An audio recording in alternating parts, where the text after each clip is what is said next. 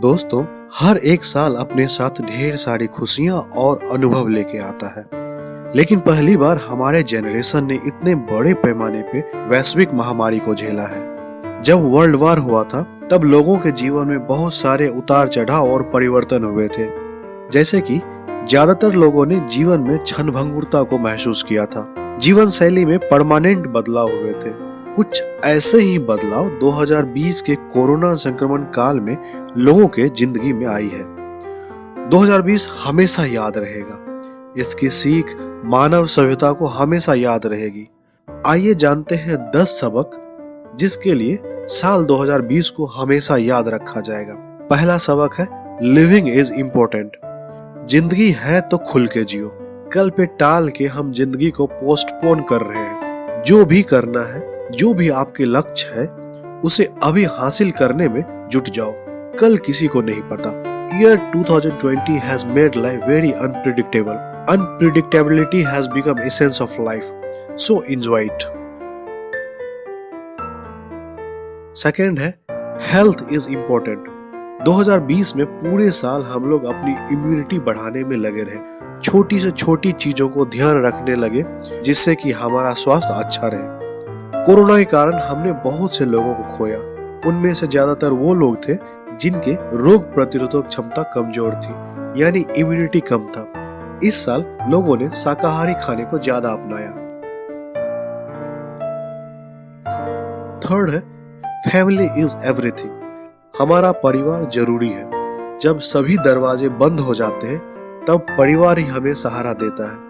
परिवार महत्वपूर्ण है। लॉकडाउन में अनिश्चित परिस्थिति में लोगों ने परिवार के पास वापस आना बेहतर समझा। बस ट्रेनें बंद होने के बाद भी लाखों लोग पैदल ही अपने घर परिवार की ओर चल दिए। इसलिए परिवार के सामूहिक भावना को बरकरार रखें, एक दूसरे का मदद करें। चौथा है must keep emergency fund. Corona में अचानक से सब कुछ बंद हो जाने के कारण हम में से कईयों ने अपनी नौकरी गंवाई है। चलता फिरता धंधा बंद हो गया, फैक्ट्रियों में काम बंद हो गया, करोड़ों लोग सड़क पे आ गए। इस परिस्थिति में जिन लोगों के पास इमरजेंसी फंड था वो इस स्थिति को अच्छे से संभाल पाए। सिंपली ये मान ले कि इमरजेंसी फंड का मतलब है आपके पास 6 महीने की जरूरत के खर्च के लिए मनी होनी चाहिए। अगर किसी कारण से आप 6 महीने तक कुछ नहीं कमा सके, कुछ काम नहीं कर सके, तब भी आपके जरूरी बिल, घरेलू खर्चे चलते रहे।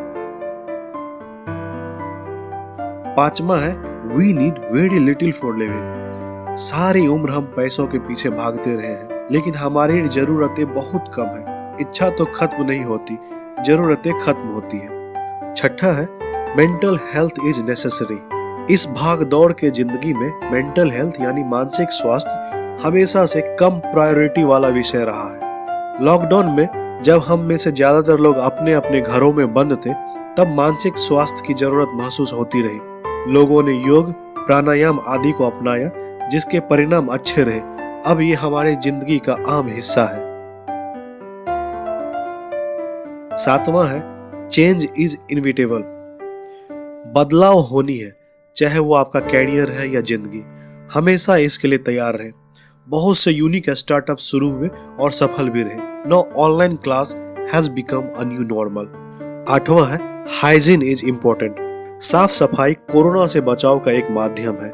लोगों ने इस पे ध्यान दिया और धीरे धीरे सोसाइटी के लिए साफ सफाई एक आदत बन गई।